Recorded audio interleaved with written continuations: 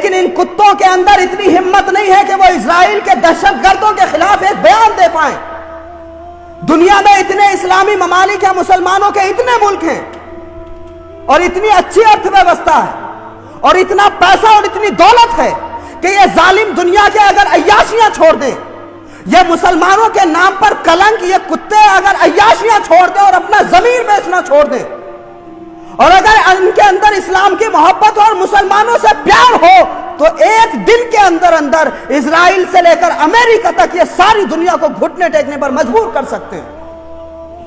یہ رات میں حملہ ہوتا ہے فلسطینی مسلمانوں پہ، اور مسجد اقصی کی زمین کو وہ صبح فجر میں آباد کرتے ہوئے نظر آتے ہیں۔ اب ذرا پوچھو نا فلسطین کے مسلمانوں سے کہ تمہارے پاس ایٹمی طاقتیں نہیں ہیں، اور جس سے تم لڑ رہے ہو یہ دنیا کی سب سے سپر پاور طاقت ہے، دنیا میں سب سے زیادہ ایٹمی ہتھیار انہی کے پاس میں، ایسی کون سی طاقت ہے جو فلسطین کے تھوڑے سے مسلمان بیت المقدس کی حفاظت کرنے کے لیے، مسجد اقصی کی حفاظت کرنے کے لیے دنیا کی سب سے بڑی طاقت سے ٹکرا رہے ہیں، اور وہاں کے چھوٹے چھوٹے بچے، چھوٹی چھوٹی بچیاں، وہاں کی مائیں بہنیں ان ظالموں کے سامنے سینہ تان کر کے کھڑے ہوئے ہیں۔ آخر پوچھو ان فلسطین مسلمانوں سے، تو فلسطین کے مسلمان یہ کہیں گے کہ ہاں ہمارے پاس میں تلواریں نہیں ہیں، ہاں ہمارے پاس میں اتنے ہتھیار نہیں ہیں، ہماری تعداد اتنی بڑی نہیں ہے، لیکن ہم نے امام حسین سے سیکھا ہے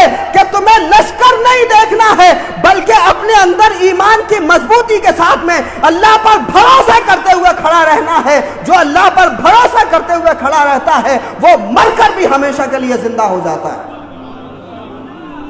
اور فلسطین کے مسلمان دنیا بھر میں یہ ثابت کر رہے ہیں، انہوں نے مولائے کائنات حیدر کرار سے بہادری اور استقامت سیکھی ہے، انہوں نے امام حسن سے حلم اور بردباری سیکھی ہے، انہوں نے جناب سیدہ فاطمہ الزہرا سلام اللہ علیہا کے سجدوں سے برکتیں سیکھی ہیں۔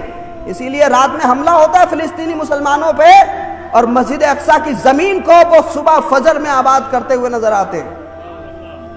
یہاں تو ایک دنگا ہو جائے نا، لوگ محلے چھوڑ کے بھاگ جاتے ہیں، لیکن وہاں سلام ہو ان ماؤں کو، سلام ہے ان بیٹیوں کو۔ مجھے تو ایسا لگتا ہے کہ وہاں مائیں بچے اسی لیے پیدا کرتی ہیں، بچہ پیدا ہو اور بیت المقدس کی حفاظت کے لیے قربان ہو جائے۔ وہاں جوان اسی لیے اپنی جوانی کو صرف کرتے ہیں کہ ہماری جوانی بیت المقدس کی حفاظت کے لیے قربان ہو جائے۔ ہمارے ہاں تو ٹک ٹاک اسٹار پیدا ہوتے ہیں، ہمارے نوجوانوں میں تو عیاشی کا ایسا ماحول ہے کہ انسٹاگرام پر ناچنے کا ایک رواج ہے، لیکن فلسطین کے مسلمان ٹک ٹاک اسٹار نہیں بنتے، انسٹاگرام کے اسٹار نہیں بنتے، سوشل میڈیا کے اسٹار نہیں بنتے۔ امام حسین علیہ السلام سے جرأت اور بہادری سیکھتے ہوئے سینہ تان کر ان ظالموں کی توپوں کے سامنے کھڑے ہو کر کے اسلام کے ہیرو بنتے ہوئے نظر آتے ہیں۔ اور آپ دیکھو کہ کیا جذبہ ہے ان کا، ان کے حوصلوں کو دیکھ کر کے صحابہ اکرام کی قربانیاں یاد آتی ہیں، دل مچل جاتا ہے جب ہم دیکھتے ہیں کہ رات میں حملہ ہوا تھا اور صبح وہ وہاں فجر کی نماز ادا کر رہے ہیں۔ اور ضروری نہیں ہے کہ اگر وہ نماز ادا کر رہے ہیں تو ان کی جانوں کی حفاظت ہوگی، لیکن وہ یہ جانتے ہیں مارنے والے سے بچانے والا بڑا ہے۔ زندگی تو وہی ہے جو اس بیت المقدس کی حفاظت کے لیے قربان ہو جائے۔ میں پڑھ رہا تھا ایک خاتون کا واقعہ، وہاں کی بیت المقدس کے آس پاس میں ایک خاتون کا گھر ہے، مسجد اقصی کے پاس میں، کھڑکی کھولتی ہیں ان کو تو بیت المقدس نظر آتی، مسجد اقصی نظر آتی۔ اسرائیلیوں نے ان کو 3-4 گنا قیمت دے کر کے اس گھر کو بیچنے پر راضی کیا،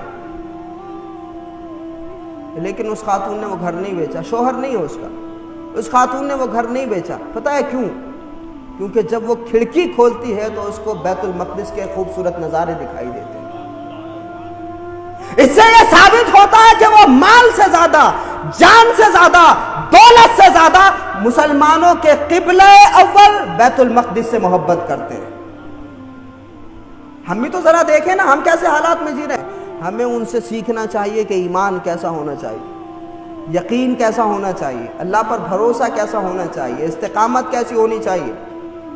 اور کمال کی بات ہے کہ لوگ آج ان کے حوالے سے ایک نیریٹو یہ کریٹ کر رہے ہیں کہ جی انہوں نے غلط کیا، انہوں نے یہ زیادتی کی۔ مسلمانوں کو اس پورے کیس کو سمجھنا ہے مسلمانوں نے اس زمین پر قبضہ نہیں کیا جہاں فلسطینی مسلمان رہتے ہیں، وہ تو صدیوں سے رہ رہے ہیں وہاں پہ۔ برطانیہ نے، برطانیہ کے لوگوں نے اسرائیل کو وہاں پہ لا کر کے بسایا ہے، یہودیوں کو وہاں پہ لا کر کے بسایا۔ ہمیں اسرائیل سے شکوہ نہیں ہے، وہ تو دشمن ہے، اور دشمن کا کام ہی ہے کہ وہ آپ پر حملہ کرے گا، وہ آپ سے زیادتی کرے گا، وہ تو سب کچھ کرے گا۔ جو دشمن ہے، دشمن تو سب کچھ کرتا ہے۔ لیکن آپ کو پتا ہے رونا کس بات پہ آتا ہے اور شکوہ کس بات پہ کرنا چاہیے، اور مسلمانوں کو کھڑے کس بات پہ ہونا چاہیے؟ فلسطین کے آس پاس میں جو 5 مسلم ممالک ہیں، لبنان، لیبیا، شام، عراق، اردن، یہ مصر، یہ جو 5 علاقے ہیں، 5 مسلم ممالک ہیں، کبھی فلسطین کی حمایت میں آواز نہیں اٹھاتے، کبھی فلسطین کی حمایت میں نہیں بولتے۔ یہ جو سعودیہ ہے اور اس سعودی کا جو کنگ ہے محمد بن سلمان، اس ظالم نے بھی کچھ نہیں بولا۔ بہت میٹھا سا بیان دیتے ہیں کہ ہاں یہ جنگ رکنی چاہیے، لیکن ان کتوں کے اندر اتنی ہمت نہیں ہے کہ وہ اسرائیل کے دہشت گردوں کے خلاف ایک بیان دے پائیں۔ دنیا میں اتنے اسلامی ممالک ہیں، مسلمانوں کے اتنے ملک ہیں، اور اتنی اچھی ارتھ ویوستھا ہے، اور اتنا پیسہ اور اتنی دولت ہے کہ یہ ظالم دنیا کے اگر عیاشیاں چھوڑ دیں، یہ مسلمانوں کے نام پر کلنک، یہ کتے اگر عیاشیاں چھوڑ دیں اور اپنا ضمیر بیچنا چھوڑ دیں، اور اگر ان کے اندر اسلام کی محبت اور مسلمانوں سے پیار ہو، تو ایک دن کے اندر اندر اسرائیل سے لے کر امریکہ تک یہ ساری دنیا کو گھٹنے ٹیکنے پر مجبور کر سکتے ہیں۔ لیکن ان کے اندر حسینی جذبہ نہیں ہے۔ میں اسی لیے بار بار کہہ رہا ہوں کہ ان امام باڑوں کو باقی رکھو۔ کوئی مسجد دیکھتا ہے اس کو خدا یاد آتا ہے، کعبہ دیکھتے ہو خدا یاد آتا ہے، حضور کا روزہ دیکھتے ہو نبی یاد آتے ہیں، اور جب یہ امام باڑے دیکھے جاتے ہیں حسین یاد آتے ہیں۔ یہ سعودیہ کے کنگ اور یہ دبئی کے ظالم اور یہ کویت اور قطر میں عیاشی کرنے والے یہ تمام حکمراں، یہ تمام لیڈر بھول گئے حضرت امام علی مقام کے قربانیوں کو، اور یہ بنو امیہ کے بندر آج حکومتوں کے اس پہ ناچ رہے ہیں۔ اس لیے ان کو دکھائی نہیں دیتا مسلمانوں پر جو ظلم ہو رہا ہے، جو زیادتیاں ہو رہی ہیں، مسلمانوں کے خون سے جو ہولی کھیلی جا رہی ہے، خاموش تماشائی بنے ہوئے۔ اگر یہ چاہ لیں تو ایک دن کے اندر اندر دنیا کی ساری ظالمانہ طاقتوں کو گھٹنے ٹیکنے پر مجبور کر سکتے ہیں، مگر کبھی نہیں بولتے۔ اور کمال ہے ان لوگوں پہ جو اس طرح کے حکمرانوں کی حمایت بھی کرتے ہیں، اور یہ بڑی سازش کے تحت یہ سارے کام دنیا میں رچائے گئے، بسائے گئے۔ علامہ اقبال نے کہا تھا کہ فکر عرب کو دے کے فرنگی تخیلات، اسلام کو حجاز و یمن سے نکال دو، یہ فاقہ کش جو موت سے ڈرتا نہیں، ذرا روح محمد اس کے بدن سے نکال دو۔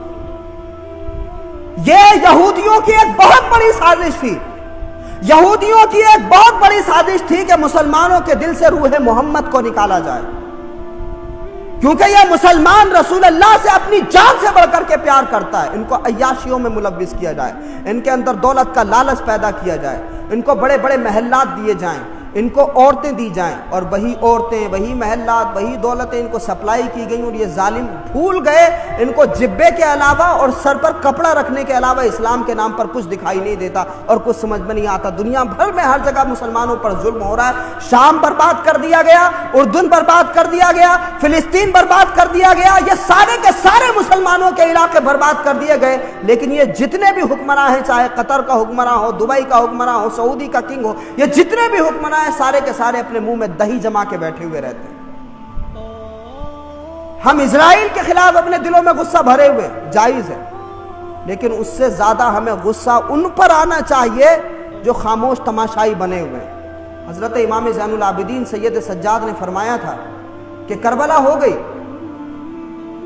یزیدیوں سے زیادہ مجھے تکلیف اس بات کی ہوئی کہ جب ہم پر ظلم ہو رہا تھا تو کوفہ کے مسلمان خاموش تھے۔ وہ یزید تو ظالم بن کر کے آیا تھا، اور اس کا پورا لشکر اسی لیے آیا تھا، وہ تو دشمنی نبھانے کے لیے آئے تھے، لیکن کوفیوں نے تو وفاداری کا معاہدہ کیا تھا۔ امام زین العابدین فرماتے ہیں کہ مجھے بہت تکلیف ہوئی کوفے والوں کی خاموشی سے۔ تو فلسطین کے مسلمان اسرائیل کے حملوں سے اتنا زخمی نہیں ہے جتنا ان مسلم ممالک کی خاموشی سے زخمی ہے۔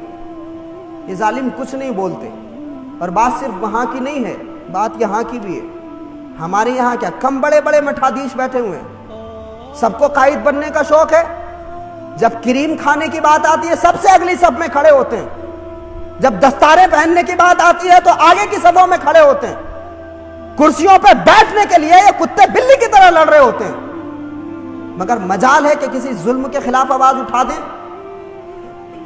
مجال ہے کہ کسی ظالم کے خلاف بول دیں، کیونکہ جب توندے باہر نکلی ہوئی ہوتی ہیں نا میاں تو ای ڈی کے چھاپوں سے ڈر لگتا ہے کہ کہیں ایجنسیاں نہ بیٹھ جائیں۔ یہ دولت جب سے مسلمانوں کے گھروں میں گھسی اور ہماری قیادتوں کے گھر میں گھسی تو صرف دولت نہیں گھسی، دنیا کا ڈر بھی ہمارے دلوں میں بیٹھ گیا، اور اسی وجہ سے ہم حق بات نہیں کہہ پا رہے، جرت اور بہادری ہمارے اندر پیدا نہیں ہے، اور بات ہم ایمان کی کرتے ہیں، بات ہم مسلمانیت کی کرتے ہیں، اور بات جنتیوں کی کرتے ہیں۔ کون سی جنت؟ جنت تو اللہ رب العزت نے حق کہنے والوں کے لیے بنائی ہے۔ تمہاری نمازوں کی ضرورت ہے اس مالک کو؟ اس ملک کی قیادتوں سے میں کہنا چاہتا ہوں کہ یہ ناداں گر گئے سجدے میں جب وقت قیام آیا، یہ دعائیں کر کے لوگوں کو گمراہ کرنے والے لوگ جو صرف دعاؤں پر اکتفا کیے ہوئے ہیں، تو پھر رسول اللہ کے اس فرمان کا کیا کرو گے جو حضور نے فرمایا تھا کہ سب سے بڑا جہاد ہے ظالم بادشاہ کے سامنے حق بات کہنا۔ جب حق بات کہنے کی ہمت تمہارے اندر پیدا ہونی چاہیے تھی، تب تم جلسے کے اختتام پہ صرف دعا کرتے ہو اللہ فلسطین کے مسلمانوں کی حفاظت فرما۔ سیکھو ان سے، وہ صرف دعا نہیں کر رہے ہیں، وہ فجر کی نماز پڑھ کے دعا کرتے ہیں اور ظہر کی نماز پڑھ کے اسرائیلی دہشت گردوں کے سامنے اپنے سینے پیش کر دیتے ہیں۔ ایمان تو اس چیز کا نام ہے، لیکن یہ بزدلی کہ آدمی بولنے کے لیے تیار نہیں ہے، صرف دعاؤں پر۔ اور دعائیں بھئی لوگ یہ کہہ رہے ہیں حضرت نے دعا فرما دی تھی، بھئی کائے کی دعا؟ اور ان کی دعاؤں سے ہی اگر انقلاب آ جانا تھا اور دعاؤں سے ہی اگر تبدیلی ہو جانی تھی تو رسول اللہ نے یہ ساری دنیا میں ظالموں سے مقابلہ کیوں کیا؟ پھر کربلا کیوں ہوئی؟ امام حسین سے بہتر بھی کوئی دعا کر سکتا تھا؟ یہ ثانیہ زہرا رسول پاک کی شہزادی جناب فاطمہ کی بیٹی سیدہ زینب کربلا میں موجود ہیں، ان سے بہتر بھی کوئی دعا کرنا جانتا تھا، لیکن سیدہ زینب نے کربلا میں دعائیں کی ہیں بلا ٹلنے کی نہیں۔ جب مصیبت آئے تو اس مصیبت پہ ثابت قدمی کے ساتھ میں کھڑے رہنے کی دعا کی ہے انہوں نے۔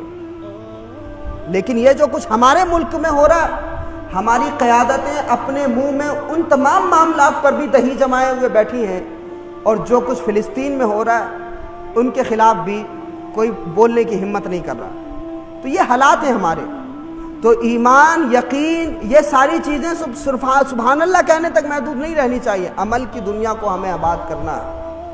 اور جو لوگ اس وقت خاموش ہیں، یاد رکھیے گا کہ ظلم کی یہ ایک اسپرٹ ہوتی ہے کہ ظلم پہلے اپنے گھیرے میں غریب کو لیتا ہے اور پھر اس ظالم کا ہاتھ دھیرے دھیرے دھیرے دھیرے شیشے کے محلات میں رہنے والے لوگوں تک بھی پہنچتا ہے۔ اگر آج عام مسلمان مارا جا رہا ہے تو آنے والے دنوں میں مالدار مسلمان بھی نہیں بچیں گے۔ اس سے پہلے کہ شیشے کے محلات پر پتھر پڑنے لگیں، ہم سب کو کھڑے ہو کر کے ظلم کے خلاف آواز اٹھانی ہے، ناانصافی کے خلاف آواز اٹھانی ہے۔ دنیا میں اگر کہیں بھی زیادتی ہو رہی ہے تو ہمارے نبی نے صرف نماز پڑھنا نہیں سکھایا، ہمارے نبی نے ظلم کے خلاف تحریک چلانا بھی سکھایا۔ اور فلسطین کے مسلمانوں کو ساری دنیا سلام پیش کرے کہ وہ اس وقت میں اتنا بڑا کام کر رہے ہیں بیت المقدس کی حفاظت کر کے، کہ ساری دنیا کے مسلمان صرف دعائیں کر رہے ہیں اور وہ وہاں اپنے نوجوانوں کو لے کر، اپنے بچوں کو لے کر، اپنی بیٹیوں کو لے کر کے قبلہ اول کی حفاظت کر رہے ہیں۔